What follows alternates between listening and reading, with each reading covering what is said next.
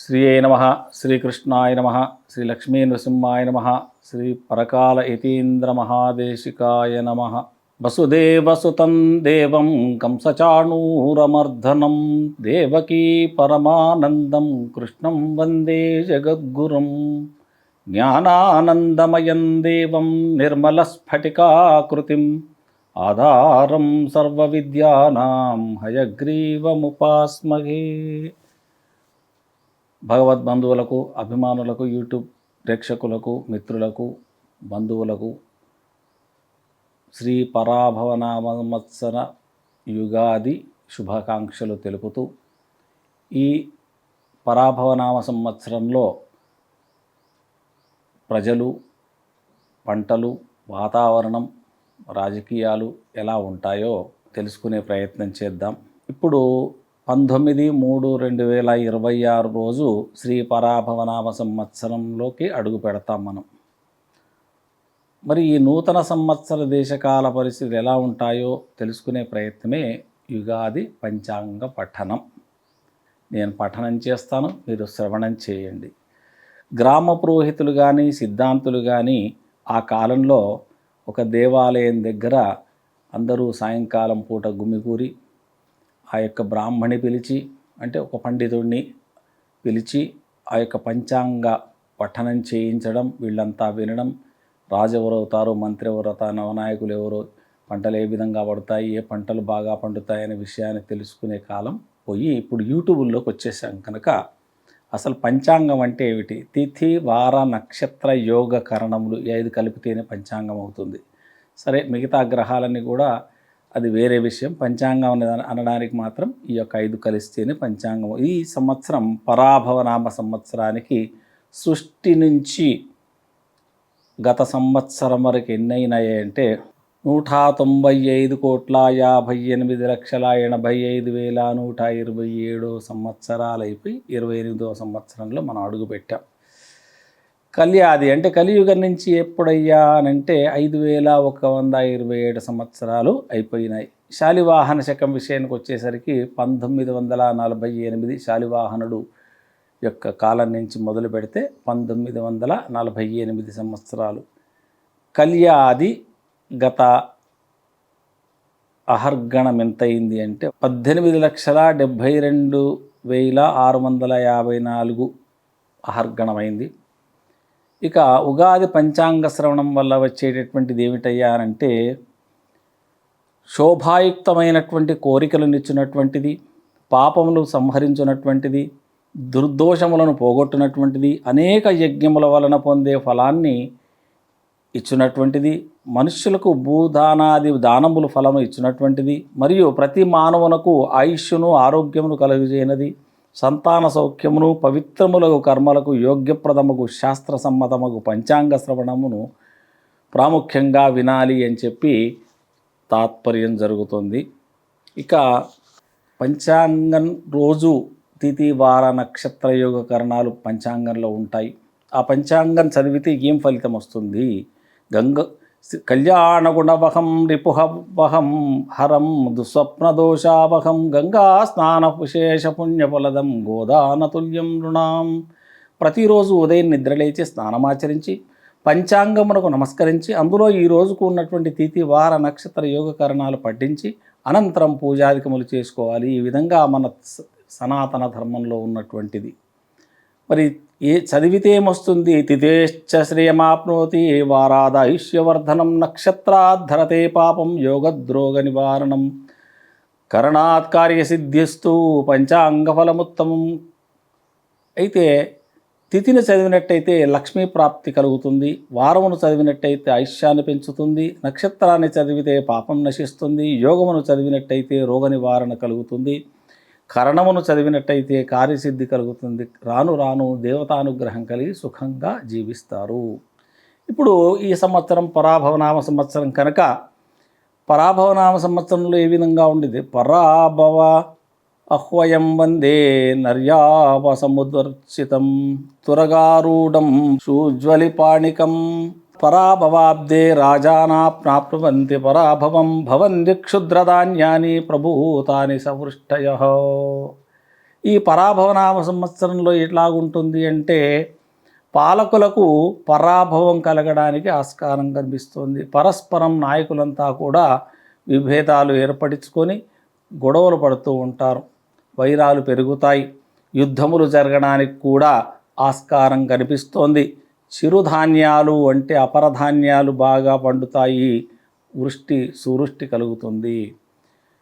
బార్హస్పత్యమాన ప్రకారంగా ఈ సంవత్సరం రాజకీయ కల్లోలాలు, నాయకుల మధ్య విభేదాలు, దేశాల మధ్య యుద్ధ వాతావరణాలు, ప్రజలు రోగపీడితులై కష్టాలు పడతారు, ప్రజల్లో భయాందోళనలు కలిగి కొంత జననష్టం కూడా కలగడానికి ఆస్కారం ఉంది. ఇక గురు ఉదయం ఏ విధంగా అయింది అని అంటే పుష్యాబ్దమున జరగడం వల్ల పాలకులలో వైషమ్యము కలుగుతుంది, ప్రజలు అనురాగవంతులై యజ్ఞయాగాది కార్యాసక్తులై ఉంటారు.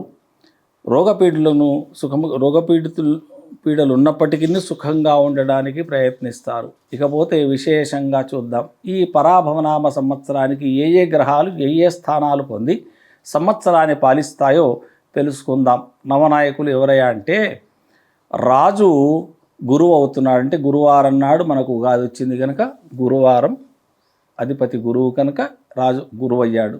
మంత్రి కుజుడయ్యాడు, అర్ఘాధిపతి చంద్రుడయ్యాడు, సస్యాధిపతి శుక్రుడయ్యాడు, రసాధిపతి రవయ్యాడు, ధాన్యాధిపతి బుధుడయ్యాడు, నీరసాధిపతి గురువయ్యాడు, సైన్యాధిపతి చంద్రుడయ్యాడు, మేఘాధిపతి చంద్రుడయ్యాడు, గోష్ఠపాలకుడు కృష్ణుడు, బహిష్కర్త కూడా కృష్ణుడే, పశుపాలకుడు కూడా కృష్ణుడే అవుతున్నాడు. మరి వీటి ఫలితం ఏమిటి? గురువు రాజైనందున ద్విజాతయ కర్మరతా సధర్మా సన్మార్గణా నీతివిదో నరేంద్రా అనే శ్లోక ప్రకారంగా గురువు రాజైనందున ద్విజులు కర్మాసక్తులుగాను ధర్మయుతులుగాను అయి ఉంటారు. పాలకులు సన్మార్గులై నీతివేత్తలను కూడా అవుతారు. ప్రజలకు ఆరోగ్యము, సుభిక్షము, సుఖము కలుగుతుంది.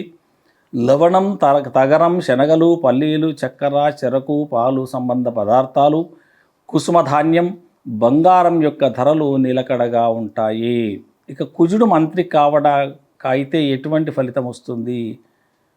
ఈ సంవత్సరం కుజుడైనందున మంత్రి చోర, రోగ, అగ్ని భయాలు, అగ్ని ప్రమాదాలు, కలహాలు, యుద్ధములు కూడా రావడానికి ఆస్కారం ఉన్నందున ప్రజలు, నాయకులు అప్రమత్తంగా ఉండడం చాలా మంచిది.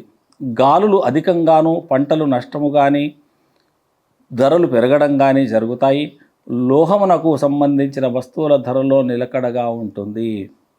ఇక అర్ఘాధిపతి చంద్రుడవుతున్నాడు గనక ఈ అర్ఘాధిపతి చంద్రుడైనందున కొన్ని పంటలు వృద్ధి కలిగి తేనె, ఉప్పు, రత్నాలు, చేపలు, జొన్నలు, నూనె, పాలు పదార్థాలు ధరలు అధికంగా కావడానికి ఆస్కారం ఉంది.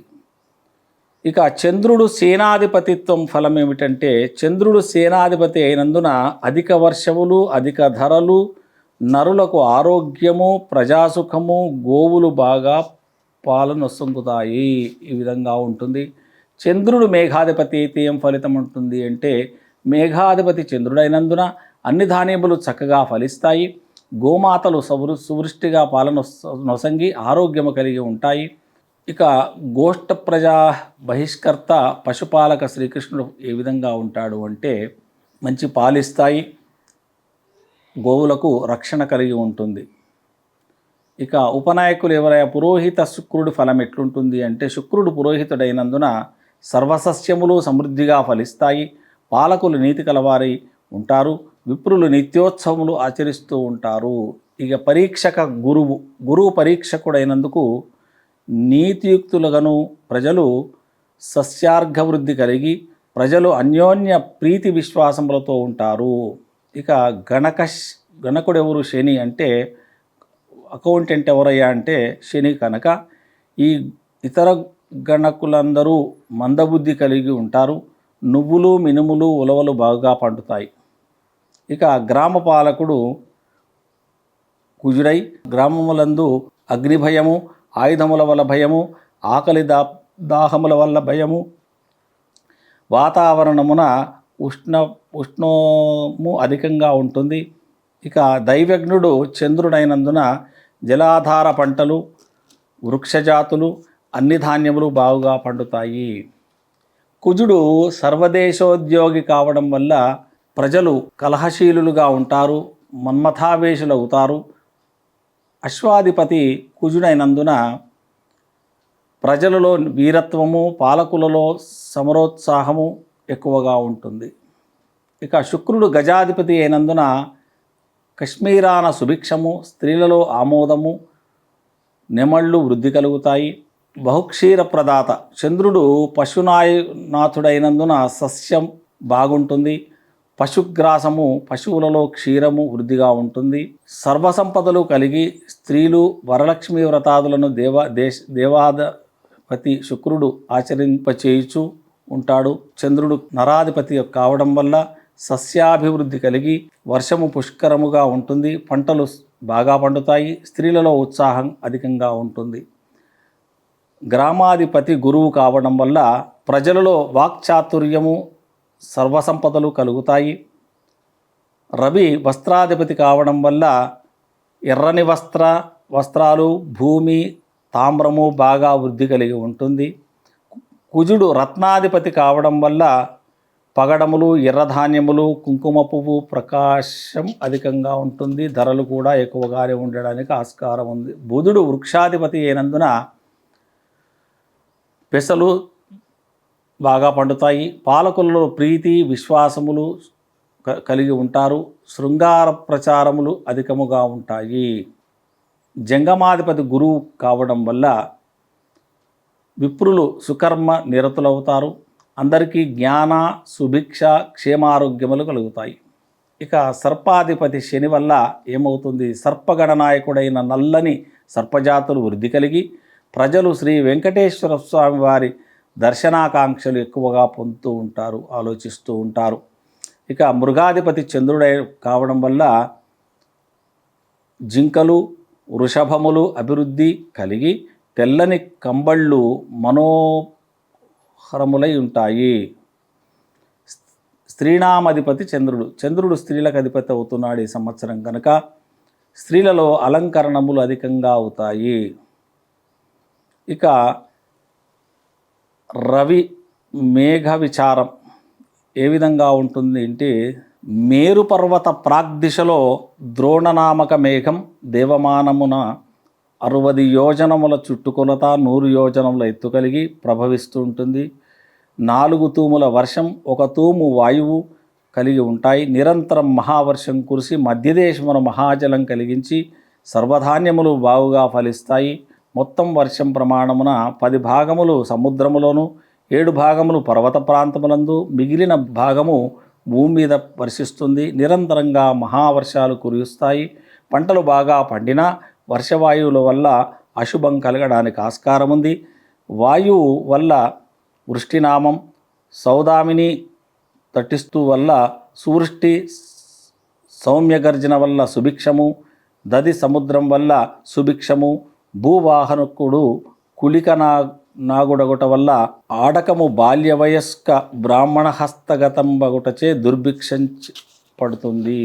ఇక వర్షధాన్యాదులు ఏ విధంగా ఉంటాయి? వర్షం 9, ధాన్యం 17, శీతం 5, తాపం 13, ఉష్ణం 17, మారుతం 13, ప్రజావృద్ధి 15, ప్రజానాశం 15, రాజవిడ్వరం 11, రాజక్రోధం 5, పుణ్యం 5, పాపం 5, వ్యాధి 7, శాంతి 15, ఆచారం 3, అనాచారం 11, జననం 15, మరణం 11, దేశారిష్టం 13, దేశసుఖం 13, చోరభయం 9, తశాంతి 3, అన్నభయం 3, తశాంతి 3 అవుతుంది. ఆకలి 13, దప్పి 5, నిద్ర 3, ఆలసం 9, శాంతం 5, క్రోధం 9, డంబం 7, మిత్రం 7, మిత్రభేదం 11, రసనిష్పత్తి 3, ఫల నిష్పత్తి 3, ఉత్సాహం 3, సత్యం 12, అసత్యం 4, కరుణ 2, దయాహీనం 8, విశ్వాసం 4, అవిశ్వాసం 8, అన్యాయం 6, న్యాయం 6, కపటం 10, నిష్కపటం 2. ఇప్పుడు మేష సంక్రమణం వల్ల ఏమవుతుంది? మేషం సంక్రమణం వల్ల ఎప్పుడవుతుంది మేషము అంటే, అస్మిన్నబ్ధే చైత్రకృష్ణద్వాదశ్యాం కుజవాసరే ఉదయాదిఘటికా శతభిషా నక్షత్రే శుక్లయోగే తైతులకరణే మిథున లగ్నే మేష ప్రవేశ అనర్ఘం. వారం వల్ల కుజవాసరం అంటే మంగళవారం కనుక అనర్ఘం పగటి కాలంలో అవుతుంది కనుక కలహప్రదం అవుతుంది. నక్షత్ర ఫలం శతభిష నక్షత్రం కనుక శుభంగానే ఉంటుంది. ఆర్ద్రా ప్రవేశం వల్ల తత్కాల పర్యాన్ యోగే తత్కాల బాలబకరణే మకరలగ్నే నిరయన రవే ఆర్ద్రా ప్రవేశ. వారం వల్ల సుభిక్షం, తిథి వల్ల కలహం, నక్షత్ర ఫలం వల్ల సౌఖ్యం, యోగం సువృష్టి కలిగిస్తుంది, కరణం సుభిక్షం కలిగిస్తుంది, కాలం కీడు కలిగిస్తుంది, వృష్టినాశం కలుగుతుంది, ప్రజలకు రోగపీడ కలుగుతుంది.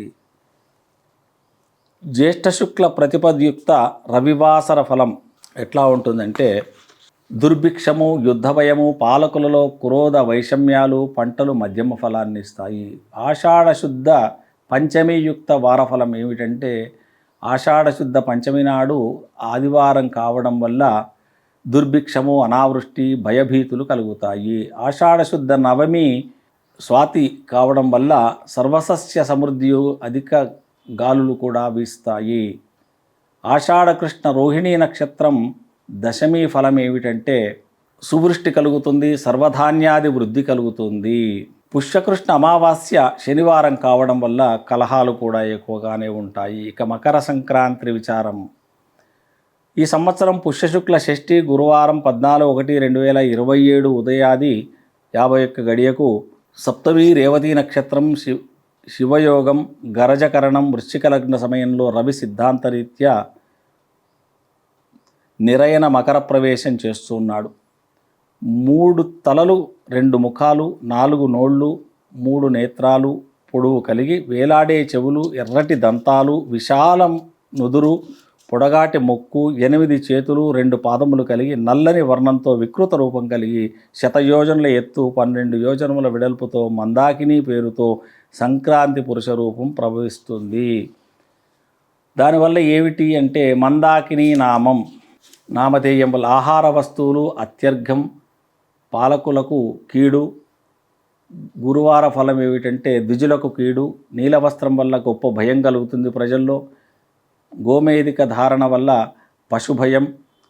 లాక్షాగంధం వల్ల యుద్ధభీతి కలుగుతుంది. జపాపుష్పం వల్ల పుష్పవృద్ధి కలుగుతుంది. సీసపాత్రం వల్ల సీసలోహ నాశనం కలుగుతుంది. క్షీరాహారం వల్ల భయం కలుగుతుంది. బదరీ ఫలం వల్ల ప్రజా సౌఖ్యం కలుగుతుంది. ధనురాయుధం వల్ల యుద్ధ సంభవం కలగడానికి ఆస్కారం ఉంది. గజవాహనం వల్ల పాలకులకు హాని కలుగుతుంది. ఉపవాహనం వల్ల గాడిది కావడం వల్ల శ్రమజీవులకు బాధలు కలుగుతాయి. ఉత్తర దిశ గమనం వల్ల ఆ దిక్కుకు హాని కలుగుతుంది. పక్షఫలం వల్ల దుర్భిక్షం కలుగుతుంది. తిథి ఫలం వల్ల అభివృద్ధి కలుగుతుంది. నక్షత్ర ఫలం వల్ల కామం ఎక్కువ అవుతుంది ప్రజల్లో. గోపాలకులకు హాని కలుగుతుంది. లగ్నం ఫలం వల్ల నరులలో కఠిన వాక్కులు అధికముగా అవుతాయి. ఈ సంవత్సరం జ్యేష్ఠ ఆశ్వయుజ మాఘమాసముల యందు 5 ఆదివారములు వచ్చుట వలన రోగభీతి కలుగుతుంది. జ్యేష్ఠ కార్తీక పాలముల యందు 5 మంగళవారములు మహాభయాన్ని కలిగిస్తాయి. అధిక జ్యేష్ఠ భాద్రపద పుష్యమాసముల యందు 5 శనివారములు వచ్చుట వలన దుర్భిక్షమును సూచిస్తున్నాయి.